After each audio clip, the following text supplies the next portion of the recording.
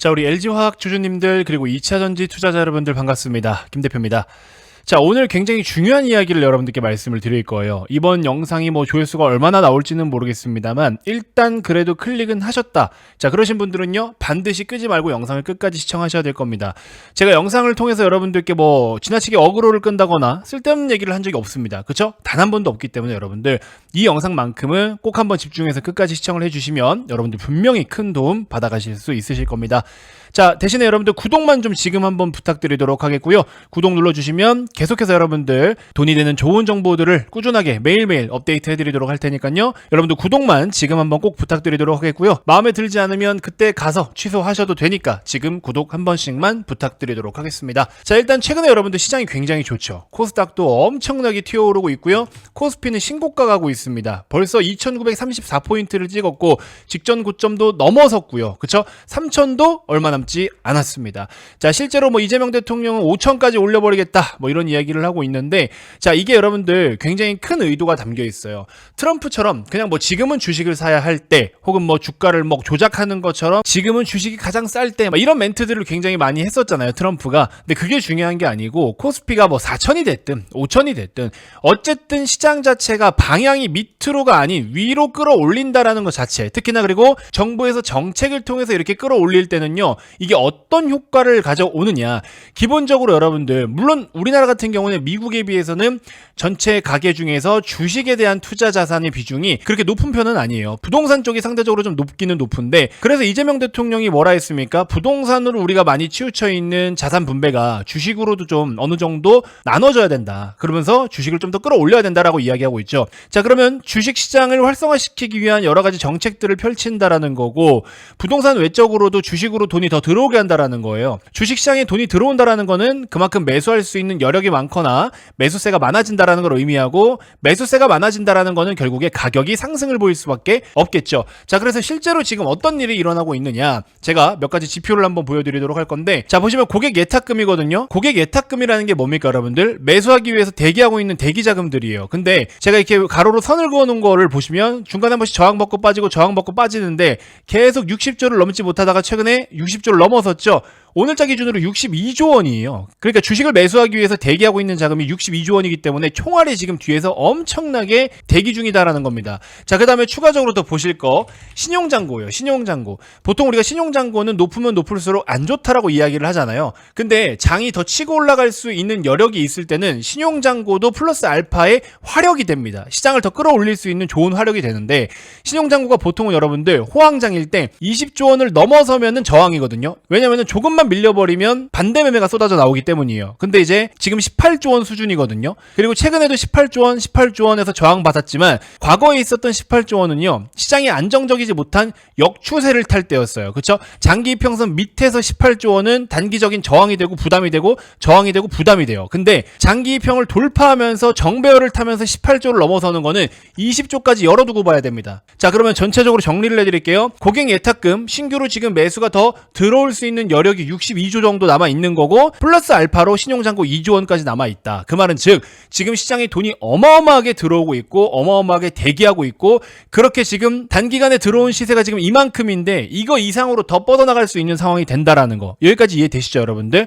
자, 그래서 이게 지금 정부의 정책에 의해서 이런 식으로 큰 시세를 보여주고 있다라는 거고, 최근에도 제가 여러분들께 이런 말씀을 드린 적이 있는데, 경제를 보거나 특히 주식시장을 보실 때 이 정책을 봐야 되는데, 정책도 두 가지가 있다라 말씀을 드렸죠. 첫 번째로는요, 통화정책. 금리가 어떻냐, 금리를 더 올리느냐 내리느냐, 금리의 방향을 보셔야 되는데, 기본적으로 금리를 올릴 땐 여러분들 안전자산을 투자하셔야 돼요. 채권이라든지 이런 것들이 안전하게 고수익을 낼 수가 있는 거고 나름의. 그리고 시장의 유동성이 줄어들 수밖에 없어요. 금리가 높다라는 거는 안전자산 쪽에서 기본적으로 받을 수 있는 최소 수익률이 높아지기 때문에 주식으로 최소한의 수익을 내야 되는 기준치가 높아져요. 그러니까는 위험자산으로 수익을 내는 게 부담스러울 수밖에 없다. 자, 그 다음에 이제 금리가 낮아진다라는 거는 오히려 안전자산에 대한 수익이 떨어지고 갈수록 위험자산 수익이 높아진다라는 겁니다. 그럼 지금 뭐예요? 한국은행 기준금리 계속 낮추고 있죠. 오늘 이창용 총재가 또 이야기했습니다. 금리는 더 낮출 거다.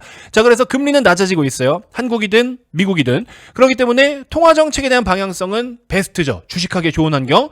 그 다음에 두 번째로는 정부 정책인데, 보통 이 정부 정책 같은 경우에는 대통령이 누가 됐느냐, 정권이 언제 교체됐느냐, 이거에 따라서 정권 초입에 보통 이런 식으로 정부 정책에 따라서 주식시장이 활성화를 보입니다. 지금도 이재명 대통령이 자리에 앉은 지 얼마 안 됐죠. 코스피 5천으로 올리니 뭐니 계속 이야기 나오고 있죠. 그리고 코스피를 4천이든 5천이든 올려야 되는 이유가 뭐냐면, 여러분들 주식으로 돈 벌면 어떻게 해요? 그래도 여러분들 생활에 조금 여유가 생기죠.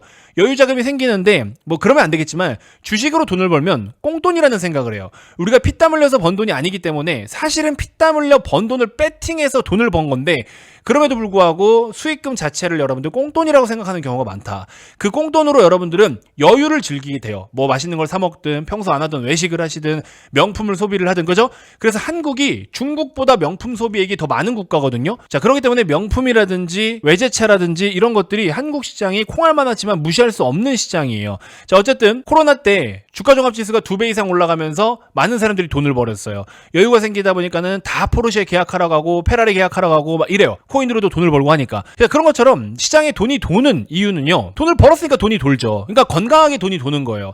정부에서 임의로 막 수혈을 해주기 시작을 해. 이번에 뭐 추경 예산 20조니 35조니 막 이런 얘기 나오죠. 그 다음에 인당 25만 원씩 돈을 준다. 이거는 다 부채로 잡힌단 말이야. 이런 것들은 부채로 잡히기 때문에 부담스러울 수밖에 없어요. 정부 입장에서는. 근데 투자 자산으로 성과를 내고 투자 자산으로 번 수익금을 시중에 돈을 풀리게 하는 방법은요, 이거는 굉장히 경제의 선순환에 긍정적인 영향을 준다.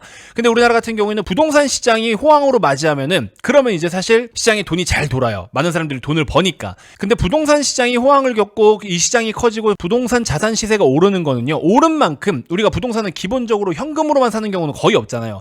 다 대출을 끼기 때문에 가계부채가 계속 늘어납니다. 그래서 부동산 시장만 키우는 거는요, 국가 재정 상태에 악영향을 줄 수도 있습니다. 근데 이제 선진국들에게는 뭐가 있습니까? 주식시장, 그쵸? 이 주식 금융시장을 굉장히 잘 깔려 있으면 이제 우리가 보통 선진국이라고 이야기하는데, 그러기 위해서 우리도 자꾸 상법 개정이니 뭐니 이런 이야기가 나오는 게, 외국인들이 우리나라에 적극적으로 투자할 수 있는 환경을 만들어줘야 되잖아요. 법을 좀 타이트하게 한다든지 시장의 건전성을 위해서 환경을 깔아주면, 그럼 외국인들이 돈이 들어와. 시장 내에 돈이 들어오니까 시장은 올라. 그 다음에 주식시장이 좋아지면은 세금도 안 내죠. 나라 입장에서는 빚도 안 지죠. 소비는 건강하게 돌죠. 소비가 도니까 생산, 일자리가 늘죠. 이런 식으로, 그렇죠? 선순환이 일어난다. 그렇기 때문에 이재명 대통령이 솔직히 말하면 이건 굉장히 생각을 잘한 거예요. 저희가 주식을 투자하는 입장에서도 주식시장을 끌어올려주면 좋다라고 이야기하지만, 그거 아니고도 굉장히 이거 좋은 선택을 한 거예요. 그래서 이재명 대통령도 그걸 알고 있기 때문에, 그런 구조를 알고 있기 때문에 주식시장을 어떻게든 끌어올리려고 할 것이다. 그래서 지금 보시면 여러분들 아직 역사적인 신고가는 안 갔잖아요. 그러니까 지금부터라도 여러분들 빠르게 뭔가 포지션을 취할 걸 취해야 된다. 그래서 일단 여러분들 종목으로 돌아와서 말씀을 좀 드리자면, LG화학 같은 경우에도 일단 우선적으로는 메인 파트, 석유화학 파트도 긍정적이고 2차 전지도 괜찮아요. 지금 다 좋아지고 있습니다.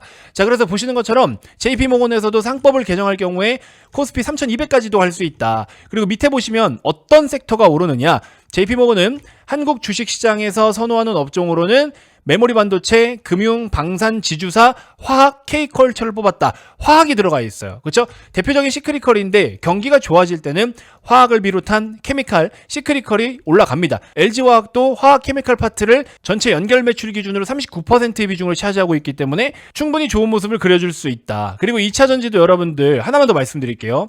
코스피가 지금 이런 식으로 크게 올라가고 있죠. 그러면 코스피가 지주사라든지 상법 개정에 대한 거, 저평가, 밸류업 이런 걸로 올랐는데, 코스닥도 따라가야 돼요. 어느 정도 키 맞추기가 이루어질 텐데, 코스닥이 올라가려면 딱 3개입니다. 반도체가 가야 되고요, 2차 전지가 가야 되고요, 바이오가 가야 됩니다. 근데 반도체는 솔직히 말하면 코스닥 반도체는 혼자 절대 못 가요. 삼성전자, 하이닉스가 가야 됩니다. 그러면 삼성전자, 하이닉스가 갈 때 코스닥 반도체가 간다? 이거는 그렇게 메리트가 없어요. 그러면 코스닥만 따로 별도로 더 치고 올리려면 2차 전지나 바이오가 가야 됩니다. 그러면 저는 이렇게 말씀드리고 싶어.